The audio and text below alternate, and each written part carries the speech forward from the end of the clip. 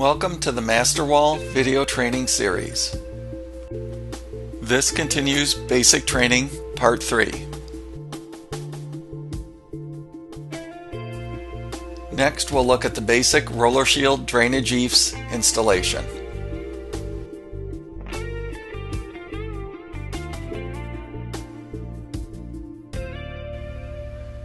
The same as with the Aggre-flex EIFS, Rollershield drainage EIFS has rules. It must have a continuous secondary water barrier, and drainage systems need to drain, but there's more than one way to do that. Plus, all the old rules still apply.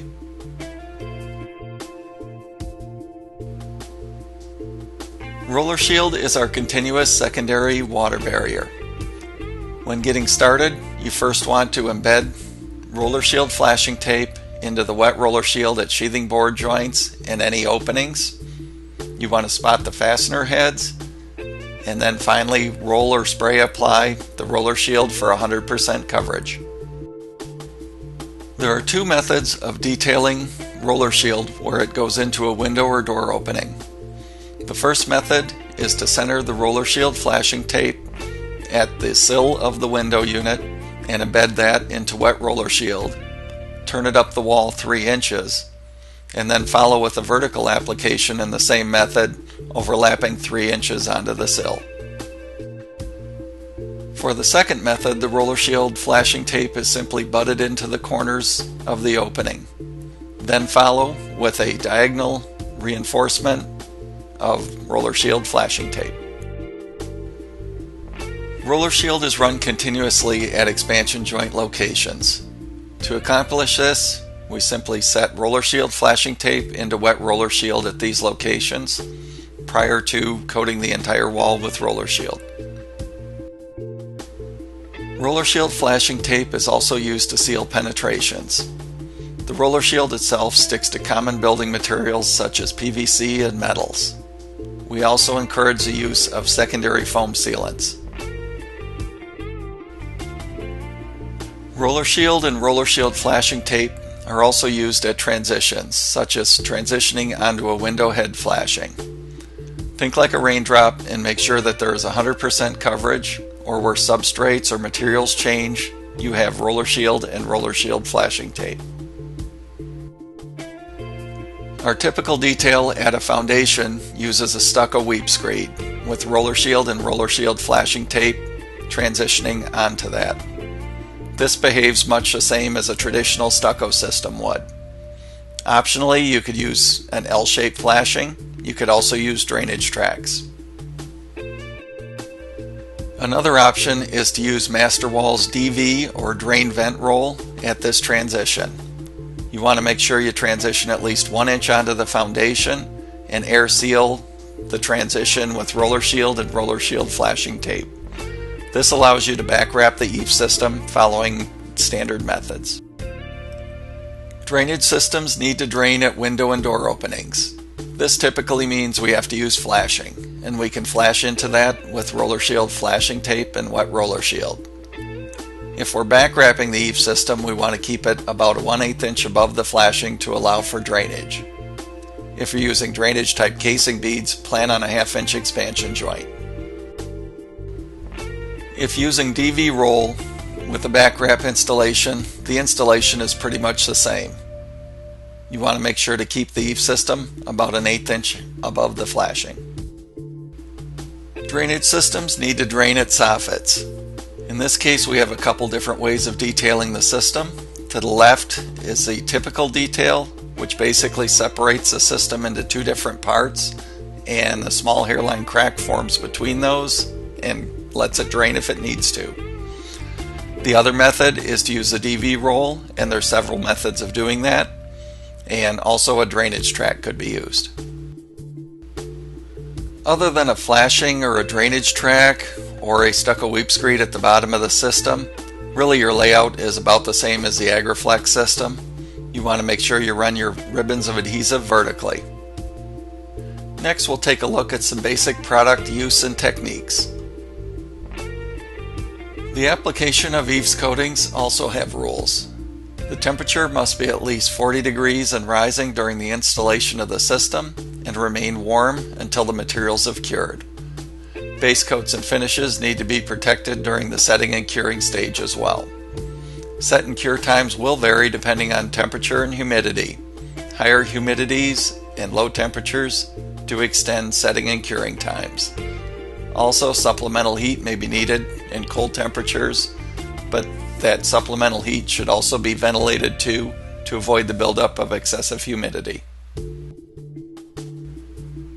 When installing products, be sure to provide protection. Protect surrounding areas from spills or anything else that may fall on it. Felt paper can be used on the ground to protect any concrete or other surfaces. And plastic and specialty tapes can be used to protect windows and door openings, but you can simply use plastic and stucco tape at those locations. Rollershield is ready to use right out of the pail. You want to mix it with a 1/2 inch heavy duty mixer and a paddle. It can be painted on the wall with a brush, but is thick enough to be applied with a trowel as well. When rolling it on the wall, use a 3/8 inch nap foam roller when applying to the walls. Rollershield flashing tape shown at the left and Rollershield mesh can be used for transitions. The mesh itself is self-adhering, but the Rollershield flashing tape is always embedded into wet Rollershield. F&M, or foam and mesh adhesive and base coat, is Masterwall's Portland cement based wet adhesive. It's mixed 1:1 with Portland cement. First thing you do is open the pail, stir it to mix it up with a paddle drill and a 1/2 inch low RPM drill. Split the pail in half by pouring it into a clean empty pail. Then fill to the top with Portland cement, either type 1 or type 1-2, and mix the contents.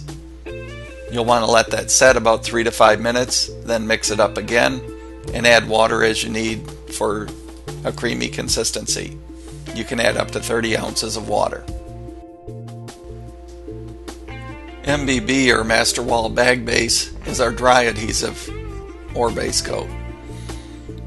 We mix that in a clean pail with about 5 to 6 quarts of water in it. We'll add the MBB, mix it in with a paddle drill. Again, like F&M, we'll let it set for 3 to 5 minutes, then stir it up again and add small amounts of water so that it forms a creamy consistency. For adhered applications of the Masterwall system, using either F&M or MBB as the adhesive, we can use a 3/8 by 3/8 by 3/8 notch trowel or a 1/2 inch by 2 inch notch trowel. You want to make sure you apply the adhesive evenly to the back of the insulation board, and you want the notches oriented vertically so that it could drain water. You can periodically check your adhesion to the substrate by pulling off a piece. You should show adhesive on both sides. And again, always run your ribbons vertically for drainage. Another option for the Aggre-flex system when applying over non-gypsum substrates such as brick or concrete or masonry, other masonry, you can use a ribbon and dab type method. A ribbon and dab is basically a 2-inch wide ribbon, 3/8 inch high along the perimeter of the board, and then 8 dabs 3/8 inch high in the center of the board. Ribbon and dab is very useful if you need to go to a surface that's uneven, such as a concrete block or concrete that is out of plane. It's not for a drainage EIFS. When working with adhesives, be sure to apply the insulation board on the substrate right after it's prepared. Also, make sure the edges of the insulation board joint are butted tightly and that no adhesive mixture gets into the board joints. Don't allow the adhesive mixture to form a skin prior to putting the insulation board on the substrate, because that can cause a debond situation. Also, do not apply the adhesive mixture directly onto the substrate. Once placed, let everything set from 8 to 12 hours depending on weather conditions to form an initial bond. When installing the system, it's important to run the insulation boards in a running bond or brick type pattern and to butt the insulation boards tightly. Where the insulation boards were not installed tightly, You can fill that void with slivers of insulation board. You may need to widen that joint as needed, but there should be no gaps larger than 1/16 of an inch. There are also specialty foams that you can use to fill those gaps as well. It's very important not to fill the gaps with base coat because this will likely crack. If back wrapping, be sure to increase the insulation board opening to allow for an expansion joint. Typical expansion joint widths are about a 1/2 inch for round windows and door units. This means you need to add an extra 1/8 inch to a 1/4 inch to the opening to allow for base coat. You want to cut or rasp that smooth and round corners for an easier application, just a little bit. When mechanically attaching the system, be sure to only use approved fasteners and plates. Install them according to Masterwall's pattern. You'll want to set the fasteners just below the surface of the insulation board, typically about a 1/16 of an inch. This concludes Basic Training Part 3.